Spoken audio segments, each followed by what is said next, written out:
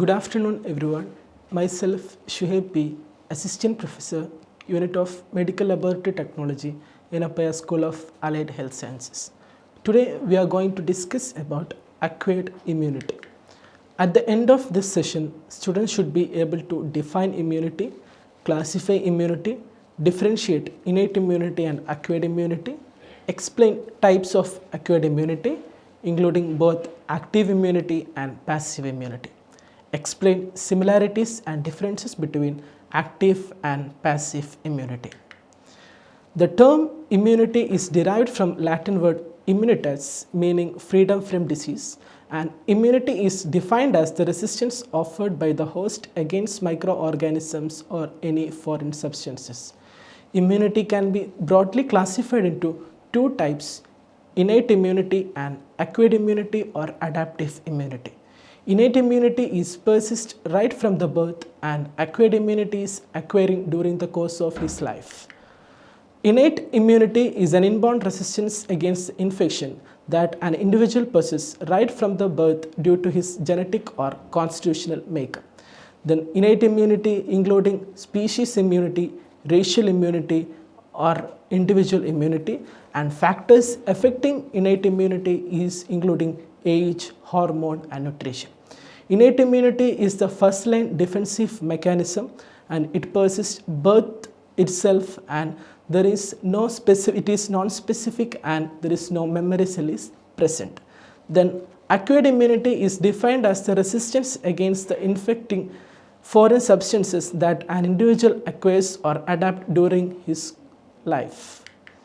Then types of immunity. Types of immunity broadly we are classified into innate immunity and acquired immunity.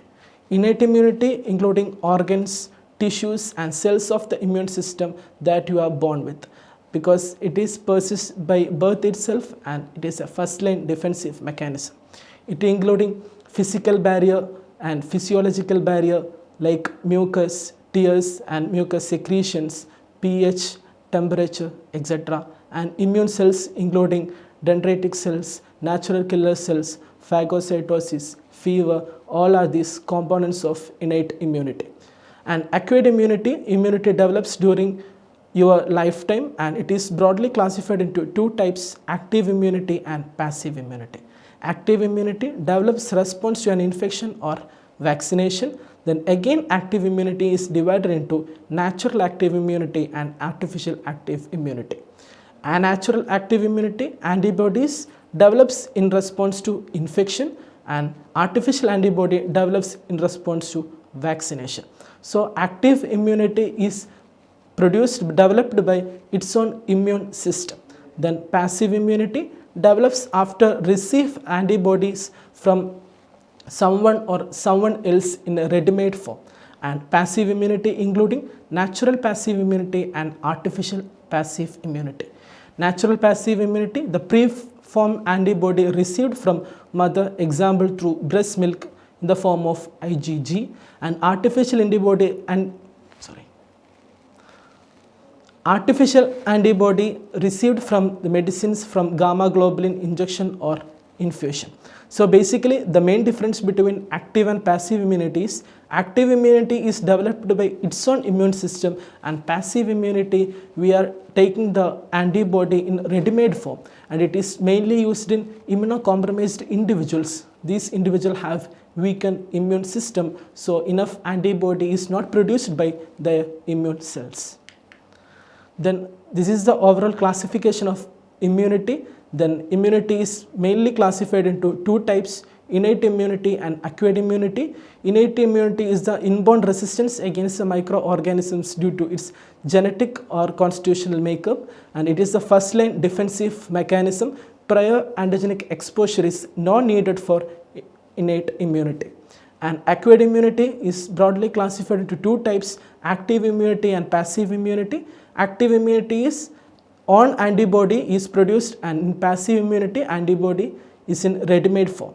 And active immunity again classified into two types: natural active immunity and artificial active immunity.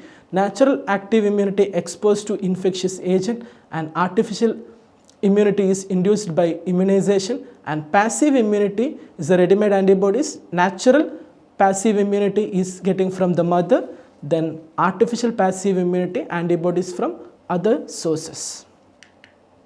Then these are the properties of acquired immunity. First one is response occurs in days. Comparing to innate immunity, in innate immunities act within minute, but in case of acquired immunity, there will be an active participation of T cells and B cells, so it will take time to produce antibody. Then require prior microbial exposure. Acquired immunity develops only after exposed to microbes, but in case of innate immunity, it will develop by birth itself, and for activation of acquired immunity, it need antigenic exposure, then only it will activate T cells and B cells. And it is specific, acquired immunity is specific in nature, direct against the specific that unique to microbes. That means if I have a dengue infection, then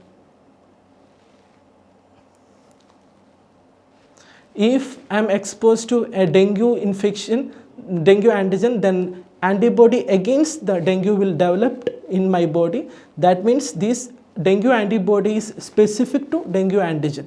Then next is memory cell is present. Then after I expose to antigen and antibody, then majority of the T cells and B cells become the effector T cells and effector B cells. Then effector T cells become cytotoxic T cells and helper T cells, and effective B cells become the plasma cell. And this plasma cell is producing variety of antibodies. Then minor proportions of B cells is become memory cells, and memory cells are following up the primary contact of the microbes, which play an important role when the microbes is encountered subsequently. Then there will be a latent phase or lag phase. Latent phase and lag phase means it is a time period is taking to activate the T cells and B cells. So it will take several days or weeks to activate T cells and B cells. After the activation of B cells, it will produce the antibody. Then first time it will produce in primary antigenic exposure, it will produce the IgM.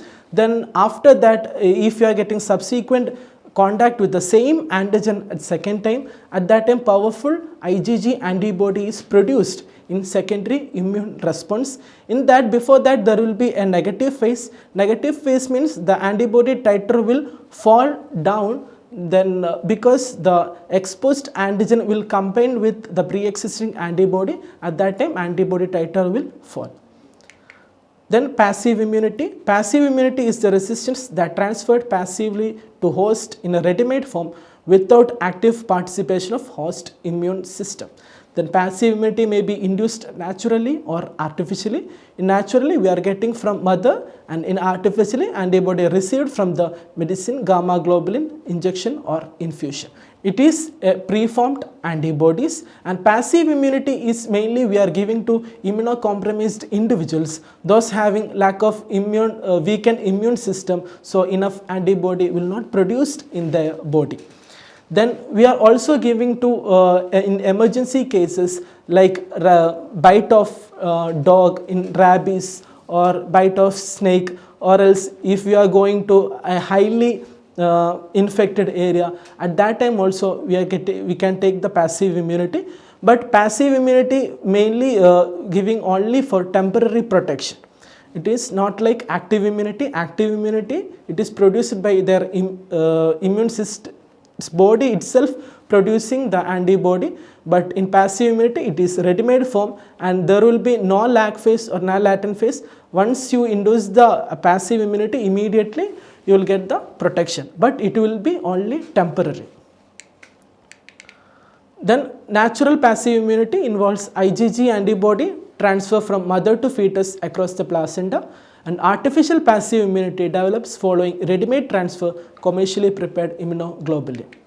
Then role of passive immunity: immunodeficient individuals as host immune apparatus is not effective, and post-exposure prophylaxis when an immediate effect is want. In case of rabies, we are taking the post-exposure prophylaxis, and passive immunity develops faster. There is no lag phase or no negative phase because it is already in ready-made form.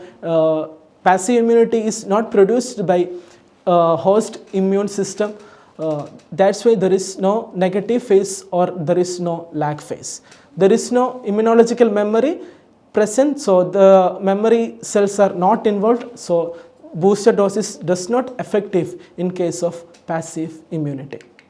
Then these are the main differences between active and passive immunity.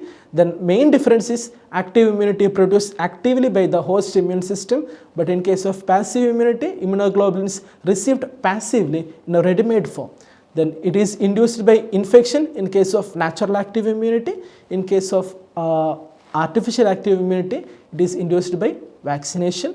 Then natural passive immunity getting mother to fetus, or artificial passive immunity, it is in ready-made antibody transfer.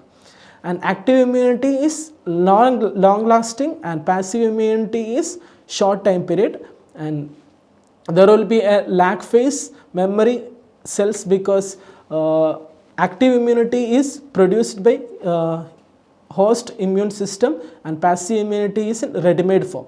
So there will be no memory cells, no lag phase, no negative phase, or it is booster dose is less effective because there is no memory cells.